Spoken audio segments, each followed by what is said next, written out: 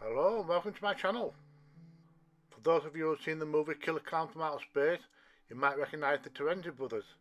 These guys wear a unique badge on their hats, and that's what I'm going to try and replicate in this video.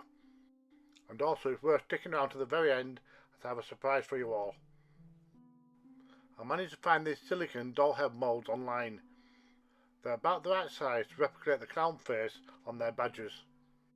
I'm going to make this using some milliput. Once mixed together, this two-part epoxy will set solid, which makes it an ideal material to use when making casts. I spray a little bit of water into the mould first so that it won't stick to it, and then I push in the milliput to make sure it fills in all the gaps.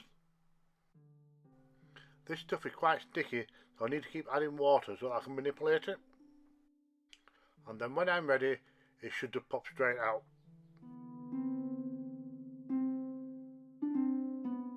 And now it needs to be put to one side so that it can cure. This can take a couple of hours, a couple of days or a couple of weeks, as it all depends on how accurate your mix is.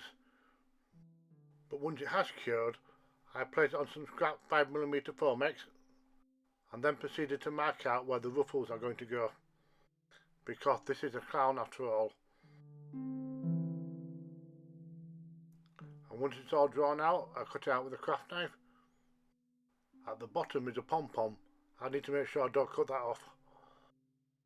This doesn't need to be too accurate at this stage, because the Dremel will neaten everything up. Then I use the file to neaten the edges, and I also keep checking to make sure both halves are symmetrical. The good thing about Foamex is they become malleable when hot, so once I've heated it up with the heat gun, I can then use a tool to make the ruffles, and this method is much easier than cutting or carving, which I have to do anyway to finish it off, but at least this way saves me some time. I can make the edges look more natural with this rounded file. I use a flat file for the pom-pom at the bottom because this needs rounding off. I'm just cutting a groove out of the plastic so that the face has somewhere to drop into, and this should help with the alignment.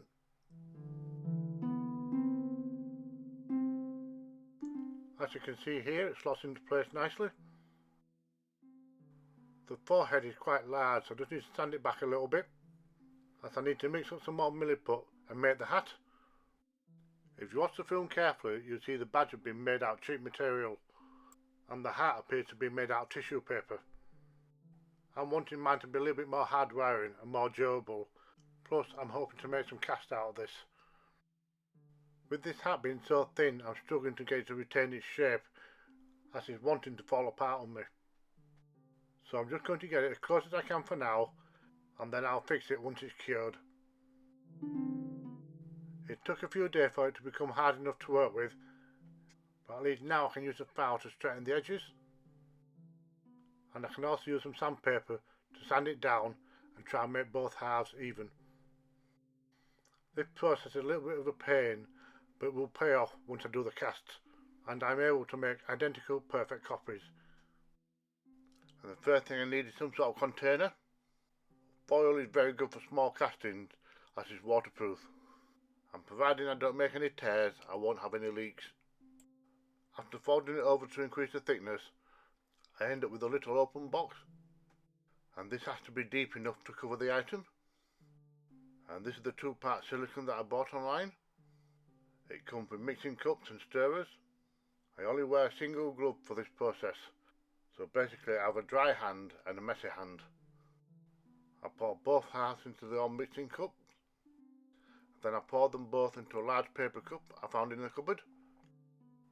I repeated this process 3 times to get the correct volume. Even though this process is fairly straightforward, this is my first time casting silicone, so I'll take my time and try and avoid any mistakes. When I was younger, I had the alien miniatures from the Leading Edge board game, and the way I duplicated the eggs for that is by brushing on latex to create the mould, and then pushing in air drying clay to create the actual duplicate egg. And having so many eggs really enhanced the atmosphere of the game. Right, according to the instructions, I have to mix this up for 3 minutes. And when it comes to pouring it into the mould, I use the stick as a guide. And this is also a good way to help prevent air bubbles. As you can see, I put the mould into a little box and padded it out. This is to help stop the foil from bowing under the weight. Here you can see the air bubble being forced out under the weight of the silicone. After leaving it for a few hours to set, it's time to unwrap it. And this is one of the benefits of using foil, because it doesn't matter if you damage it during this process. I took a little gamble here because I didn't spray on any mould release, because I don't have any. But with it being a small plastic item, I figured I'd have a good chance of getting it out without any damage. And thankfully I was right, but it's always a gamble. And now it's time to try and make some casts. I want these to be lightweight and durable, so the first thing I'm going to try is some foam clay. And this is air drying stuff. If we leave it in the mould, it will take quite a while to dry. But if I shove it in the freezer for a couple of hours, it will pop straight out and be able to dry on its own. Unfortunately, this cast has a bit of detail missing on the face, so I'm going to repeat the same process and hopefully this time I get better casting.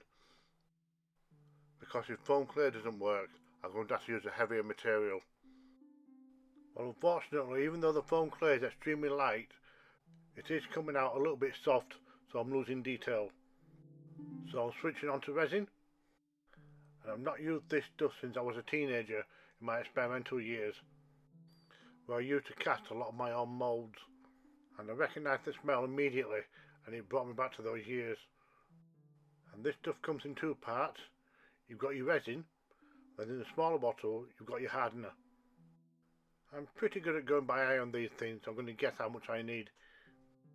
So I always aim to make a little bit more than what I need, because I can always pour the excess into another mould or another project, and that way absolutely nothing is wasted. I give it a good stir for about 30 seconds to make sure that hardener has fully mixed in. Then it's just a matter of pouring it into the mould.